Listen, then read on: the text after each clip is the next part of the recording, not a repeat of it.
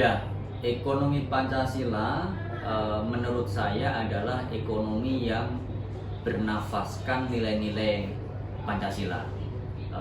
Artinya dalam konteks ekonomi tersebut pertama mengandung nilai bagaimana ekonomi itu tujuannya adalah untuk berketuhanan. Kemudian ekonomi yang juga memanusiakan manusia. Kemudian ekonomi yang tidak menciptakan adanya distorsi, justru ekonomi itu yang kemudian mewujudkan adanya persatuan.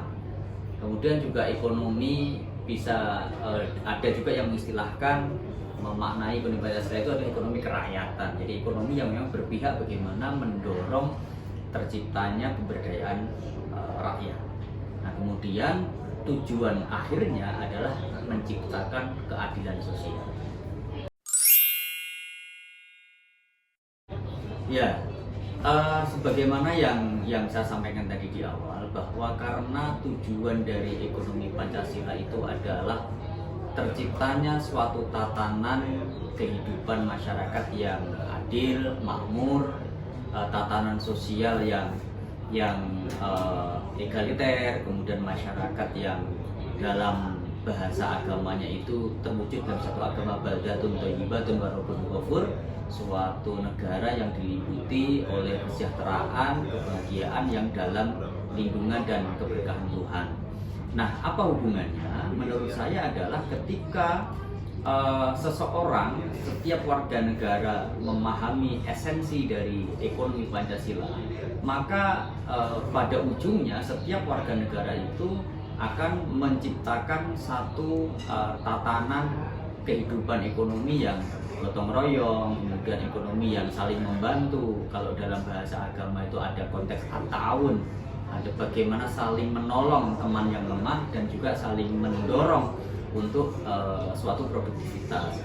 Nah, pada ujungnya nanti dalam tatanan ekonomi Pancasila itu terwujudnya keadilan sosial, di mana ekonomi tidak tersentral pada satu atau sekelompok orang, tapi ekonomi itu menjadi dinikmati oleh seluruh warga negara, seluruh masyarakat, lintas agama, lintas budaya, lintas etnik, lintas keyakinan, dan lintas ideologi.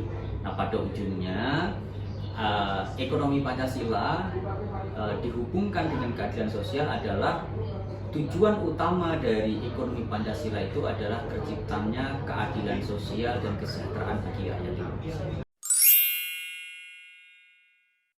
Menurut saya, Pancasila ini sebagai sebuah nilai tentu perlu dilakukan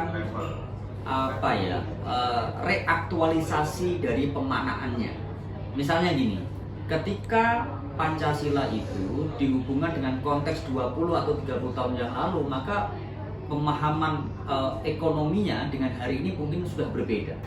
Jadi ketika ekonomi digital hari ini yang kita kenal dengan era KUFA ya, era VUCA ya, era volatility, uncertainty, dan seterusnya ya, ambiguous dan seterusnya. Maka sesungguhnya ekonomi Pancasila atau ideologi Pancasila itu bisa menjadi satu semangat atau spirit bagaimana digital itu justru bukan untuk semakin menjauhkan umat manusia. Digital itu mestinya menjadi satu media untuk saling mendekatkan. Kita bayangkan saat ini digital itu mendekatkan yang jauh ya, limitless. Jadi saya dalam bertransaksi itu tidak harus ketemu dengan orang di pasar saat ini ya, kita bisa bertransaksi kapanpun. Nah, tapi di saat yang sama, ketika era digital ini kemudian tidak disemangati oleh nilai-nilai Pancasila, maka yang terjadi adalah digital ini justru akan menggerus keadilan itu sendiri. Jadi orang yang memiliki kemampuan kemampuan keahlian teknologi digital, dia akan menguasai market. Di saat yang sama, orang-orang yang tidak cukup pandai dalam berenang dalam medan digital ini, maka dia akan tertinggal karena dia hanya mampu melakukan proses penetrasi market itu hanya di lingkaran terdekatnya. Inilah yang terjadi hari ini, pasar-pasar tradisional mulai banyak ditinggalkan. Contohnya seperti Tanah Abang ya. Tanah Abang transaksinya hari ini juga mulai terutama waktu Covid itu ditambah lagi isu digital pasca Covid, dan ini yang menyebabkan banyak transaksi yang awalnya dilakukan secara offline sekarang dilakukan online. Nah, bagaimana peran Pancasila menghadapi situasi ini? Maka perlu dilakukan reaktualisasi. Pemaknaan Pancasila itu tidak sebatas bicara tentang ideologi politik gitu ya. Pancasila selama ini lebih banyak dipersepsikan sebagai ideologi politik, tapi bagaimana Pancasila itu juga menjembatani keadilan sosial. Misalnya bagaimana Pancasilais ya, dia bisa mendorong bagaimana menciptakan satu platform yang berbasis kerakyatan. Misalnya bagaimana memindahkan cara berdagang, cara berjualan masyarakat tradisional dari pasar tradisional itu masuk ke marketplace. Nah, Pancasila perlu menjawab itu. Bagaimana kemudian orang yang menjadi pembeda bagi orang yang tidak memahami Pancasila dengan orang yang paham Pancasila dalam melakukan proses transaksi, proses jual beli dan sebagainya. Nah, saya rasa ini justru momentumnya di saat negara kita sedang dalam kondisi yang baik dalam pertumbuhan ekonomi, dan para pemangku kepentingan pemerintah hari ini juga yang saya lihat juga cukup kuat dalam memegang nilai-nilai Pancasila.